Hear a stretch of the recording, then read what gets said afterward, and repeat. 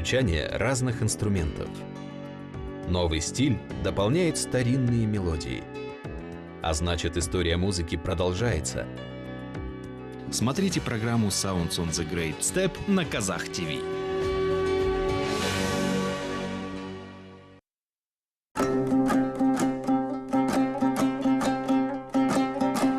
Жирсказание – особый жанр казахской традиционной музыки. Оно было хорошо развито в Мангыстау и вдоль берегов Сырдарьи. Это степная музыка, сформировавшаяся вместе с устным народным творчеством. В старину было принято воспитывать малышей с помощью сказаний. Поколение, знающее наизусть сказания своего народа, растет целеустремленным. Наши предки искусно владели словом, отличались быстротой ума. А в наше время мало любителей искусства, которые могли бы петь сказания от зари до зари. Но, к счастью, еще можно встретить последних жирши-сказителей, которые умеют петь сказания в сопровождении домбры. Одним из настоящих степных традиционных сказителей является Житкезген Сиитов. Он самый маститый певец Мангыстау. На мое решение стать жирши бесспорно оказал свое влияние мой отец. А еще нежное звучание домбры. Затем, начиная с 1 класса, я рос под влиянием песен Гарифалы Курмангалиева. Как я только что отметил, с раннего детства увлекался исполнением песен Гарифалы. Я особенно любил и восхищался искусством своего учителя Жаксылыка Елеусинова. Я взял для себя как образец манеру исполнительского мастерства этого человека, продолжил и развил ее. С далекого 1976 года профессионально занимаюсь исполнением сказаний.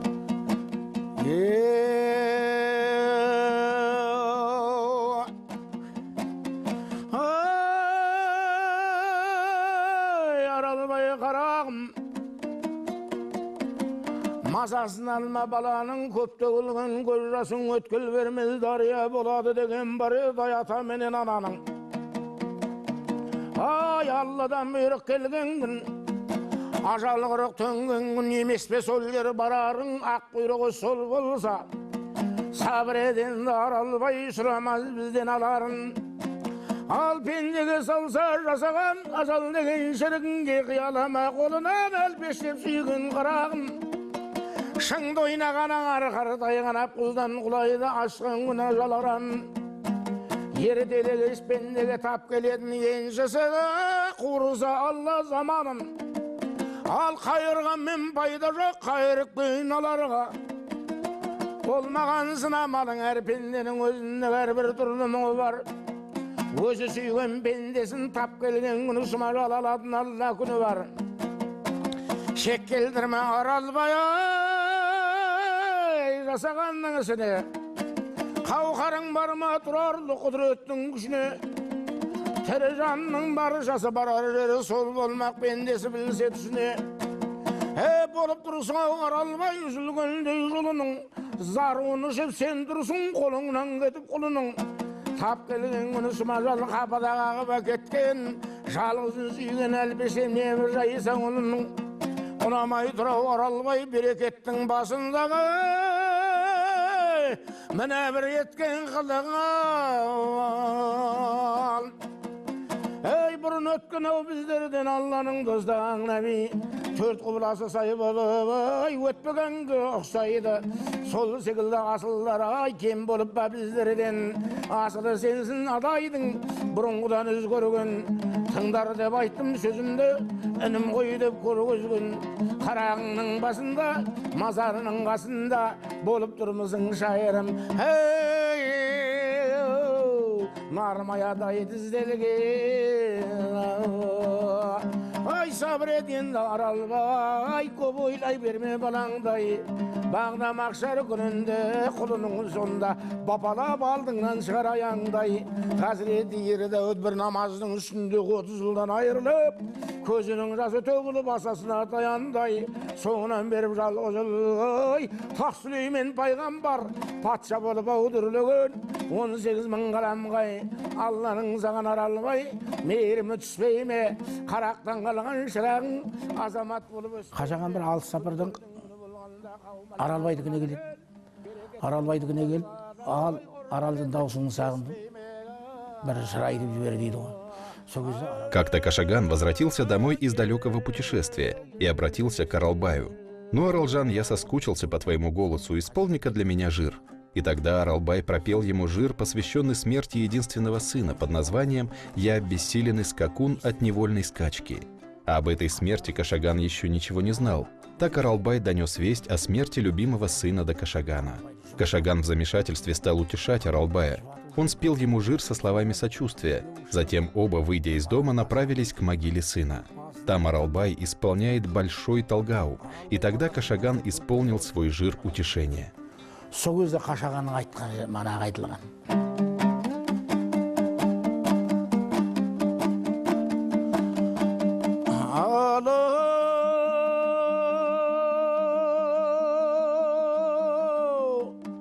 Жігіттің әуел бастары бағалады да нәсібін әркім терер ал бұл жалғаннан пенденің түрлі мақсаты бар алдында не боларын кім барлаған біреудің бақыт артығы біреу кейін дәулетін қарынбайдың жері алмаған атымдай сақилықпен салды дәурен жалғанда пенде бармай сыналмаған бес саусақ қолға берген назары салшы бұлар да теңдей болып құра алмаған мысалы бірі ұзын бірі қысқа ойлашы неге бірдей қыла алмаған жасаған әділдік пен ниетті солай тең қылса бәсеке деп тұра алмаған бірінен бірі асып озамын деп тәктеген ишара келді бір алладан басына бәрінің де тырнақ салды екенін білсін деді мынау жалған бұл ұлы болсыншы деп кейінгіге бұрынғы үлкендерден мысал қалған Бұл жыршыда дейтін негізі белгі қатып қалған. У сказителя не бывает определенной застывшей мелодии.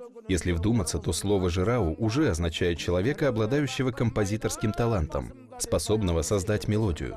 Сказание поется очень долго. Однотонной мелодией можно слишком утомить слушателей. Поэтому каждая ступень лада мелодии, каждый слог жира сам ведет певца, заставляя переходить его на разные напевы. Вот почему у сказителя не бывает застывших нот. Жир не ложится на ноты, именно поэтому сказания стали меньше исполняться, меньше звучать и как результат начали забываться. Например, если песню «Икюй» можно переложить на ноты, то жир никогда не подчиняется никаким нотам. Жирши исполняет его, импровизируя в меру своих способностей. А в нем нет ни одной определенной мелодии, одной определенной ноты.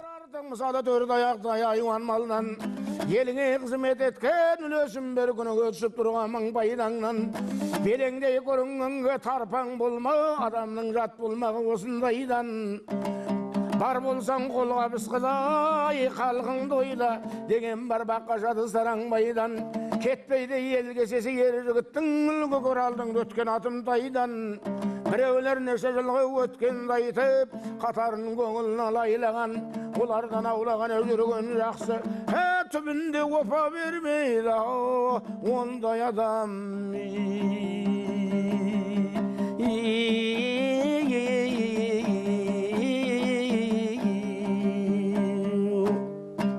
Қарғаш деген ән, мысалға ол Ғарифолла құрама. Песня «Каргаш» известна в исполнении Гарифоллы Курмангалиева. Я исполнил ее в его стиле и направлении. Хотя некоторые люди и могут быть жирши, но петь при этом они не умеют. Искусство пения и сказительства – это две разные сферы. «Каргаш» – широко известная песня сырарки. Қарғаш деген белгілі арқаның әні ғой. Адидарың көргенде тұра алмаймын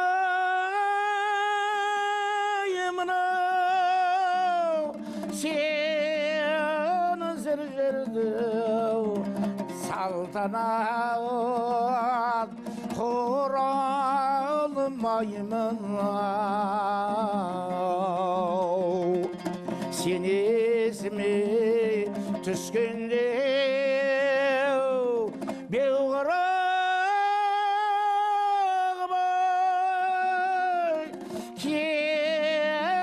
кемесінде дарияның бораңдаймын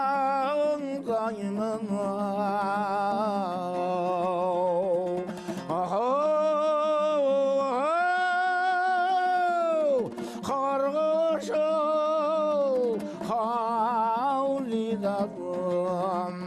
halalem hayrem dayı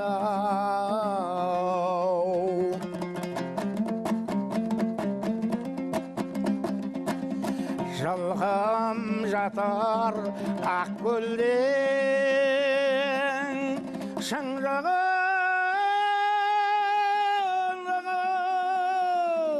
кім дерсер ау болмайды бойдағыдан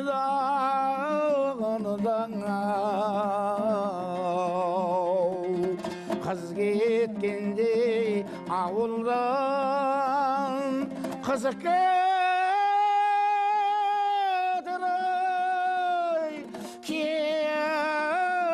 кетіп жүрсең жау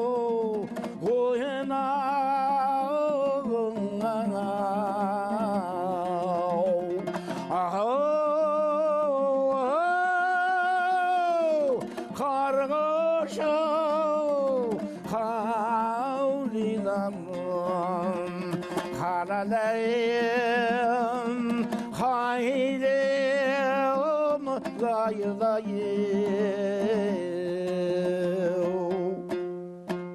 жырдың бергені көп. Бұл дейтін тәрбиелік мәні өте керемет өнер.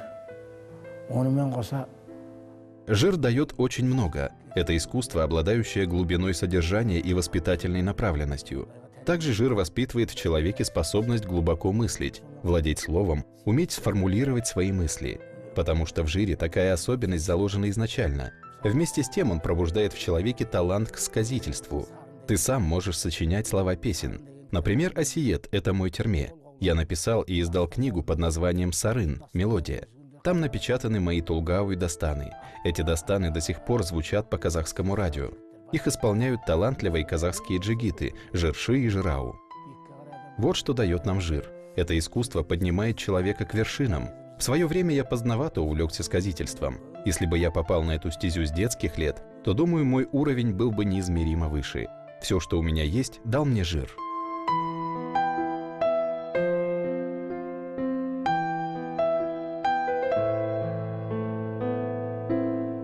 Сказительство – настоящее искусство. Напевы сказаний каждого из регионов не похожи на напевы другого. Присырдарьинские напевы словно надрывно изливаются из горла. Напевы Мангыстау похожи на Каспий. Они также бушуют, разливаются, выходя через край, испытывая сильное волнение.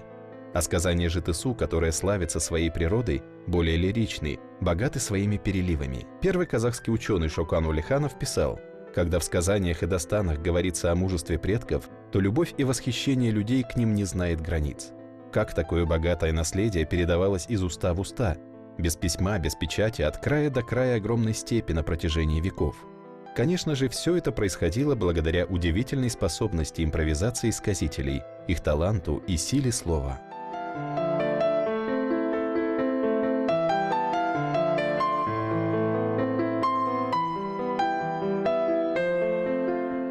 Маңғыстау жыр ерекшелігі Абыл, Нұрым, Ақтан, Қашаған аралбайлардан жалғаса келіп, төмен, Сәттіғұл, төмен. Отличие и богатство школы сказительства Мангыстау – это жирши-сказители Абыл, Нурым, Актан, Кашаган, Аралбай, дело которых продолжили Сатигул, Тумен, Сугир, благодаря которым искусство жира дошло до нас. Эти люди приобрели известность как Безжуйрык, самые знаменитые жирау. Вместе с тем они являются и исполнителями. Таким образом, особенность школы жира заключается в том, что нужно исполнять, декламируя и импровизируя. Кроме того, при этом существует свое отличие в использовании домбры. Такие вот особенности имеются у этого жанра. Его можно назвать особенной школой в казахском искусстве. Я мечтаю, чтобы сказительству было уделено достойное внимание, внимание на правительственном уровне. Например, мечтаю, чтобы жиры присырдарьинских певцов-сказителей, вчерашних Абыла, Нурыма, Кашагана, изучались в школах. Ребенка, я считаю, надо воспитывать с колыбели. Мы должны прививать ему интерес к нашему творчеству, чтобы он понимал значение национального искусства в своей жизни. Тогда, возможно, у ребенка умение пользоваться словом, отбирать нужные слова достигнет своего совершенства. Ведь уровень современных детей вращается вокруг простейших бытовых слов. А если бы они знали жиры наизусть, то и мыслили бы иначе.